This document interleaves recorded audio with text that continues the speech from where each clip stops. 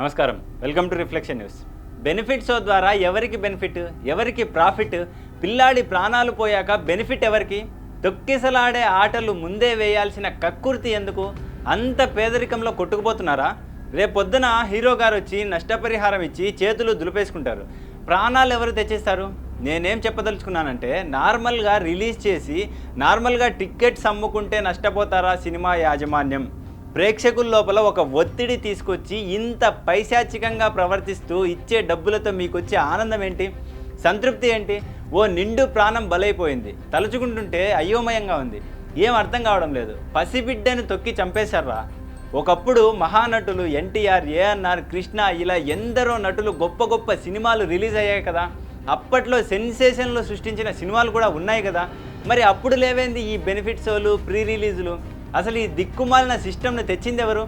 ప్రాణాలను బలి తీసుకునే మార్పులు తీసుకుని వచ్చిందెవరు? ప్రేక్షకులకు ఇంట్రెస్ట్ ఉందని ఎలా పడితే అలా మార్పులు చేసేస్తారా? అయినా థియేటర్ ముందు ఇలా ప్రాణాలు పోయాయి అన్న వార్తలు కొత్తేమీ కాదు సినిమా వాళ్ళకి. ఇలా చాలాసార్లు జరిగింది. నష్టపరిహారాలు ఇచ్చుడు కూడా హీరోలకు, నిర్మాతలకు కామన్ విషయమే. సినిమాకి నష్టం వస్తే ఇంకో సినిమాతో భర్తీ చేసుకునే అవకాశం నిర్మాతలకు, దర్శకుడికి, హీరోకి ఉంటుంది.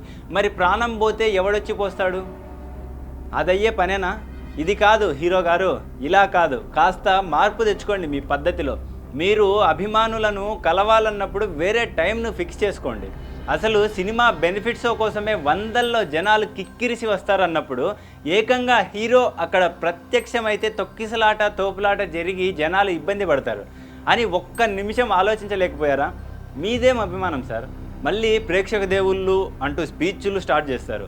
స్టేజ్ ఎక్కింది మొదలు మీరు లేకపోతే నేను లేను, మీ వల్లే నేను ఇక్కడ ఇలా ఈ స్థాయిలో ఉన్నాను అని డైలాగుల మీద డైలాగులు కొడతారు. మరి దేవుళ్ళతో వ్యవహరించే తీరు ఇదేనా? వస్తారు, చనిపోయిన వారికి ఎంతో కొంత ఇచ్చిపోతారు, ఇంతేనా? ఇంకా ఇదేనా కావాల్సింది? అసలే అది బెనిఫిట్ షో అన్నప్పుడు అక్కడ మీరు రావాల్సిన అవసరం ఏంటి? అసలు బెనిఫిట్ షో అంటూ రాత్రుళ్ళు షో వేయాల్సినంత దిక్కుమాలిన ఆలోచనలు ఎందుకు? సెకండ్ షోలు వేరే, బెనిఫిట్ షోలు వేరే. నేను మాట్లాడుతుంది ఈ బెనిఫిట్ షో గురించి మాత్రమే. అయినా ఫ్యాన్స్ కూడా ఏంటండి బాబు, అభిమానం ఉండాలి కానీ ప్రాణాల మీదకు తెచ్చుకునే అభిమానం ఎంతవరకు సమంజసం? ఎవడు మెచ్చుకొని దండేసి దండం పెడతాడు? చివరికి చచ్చిపోతే దండేసి దండం పెట్టుకునే స్థితికి ఎందుకు తీసుకొస్తున్నారు?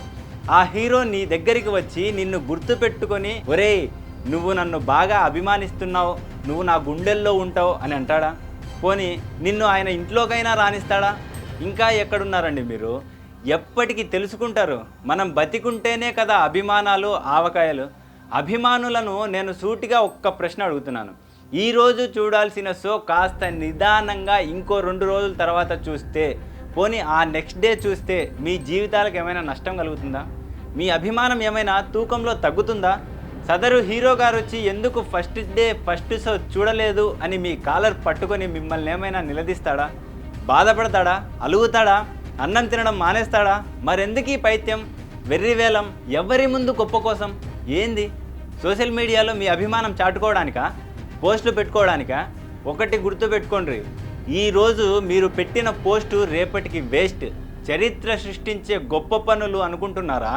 అయ్యో పొయ్యి ఒక్కసారి అద్దంలో ముఖం చూసుకోండి. మిమ్మల్ని ఎవ్వడు దేనికి దేకడు. సినిమా చూసినా చూడకపోయినా ఇదంతా నీ తృప్తి కోసం నువ్వు క్రియేట్ చేసుకుని అనవసరంగా హీరోలను, సెలబ్రిటీలను చేసి అక్కడితో ఆగగా నీ పిచ్చి పైత్యంతో ఏకంగా వాళ్ళు దేవుళ్ళు అనుకునేలా చేసి నీ స్థాయి దిగజార్చుకుంటున్నావు. అయితే అర్జెంటుగా ఈ వైఖరి మార్చుకుంటేనే బెటర్ అని తెలుసుకోండి. ఇంకా చెప్పాలంటే ఒకవేళ ఏదైనా సినిమా ఫ్లాప్ అయితే ఆ హీరో ఫ్యామిలీతో సహా మూడ్ ఆఫ్ వెకేషన్ అని విదేశాలకు చెక్కేస్తాడు. వాళ్లకు ఒరిగిందేమీ లేదు, ఎక్కడా కాంప్రమైజ్ అవ్వరు. మీరు మాత్రం సినిమా హిట్ అయినా ఫ్లాప్ అయినా చొక్కాలు చించుకొని చిందులు వేస్తుంటారు. మా హీరో, మీ హీరో అని గొడవలు పోతారు. ఏం అభిమానం అయ్యా మీది? మీరందరూ ఒక్కసారిగా ఎగబడి ఓ పసివాడి ప్రాణాలు తీసేశారు కదయ్యా.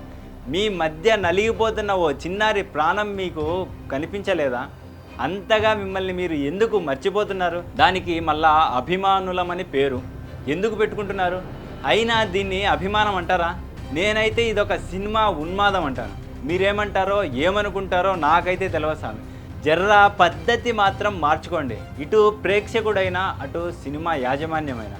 నేను అంటున్నానని కాదు కానీ మీకు మీరైనా ఒక్కసారైనా ఆలోచించండి. బాధతో చెప్తున్న మాటలు ఇవి.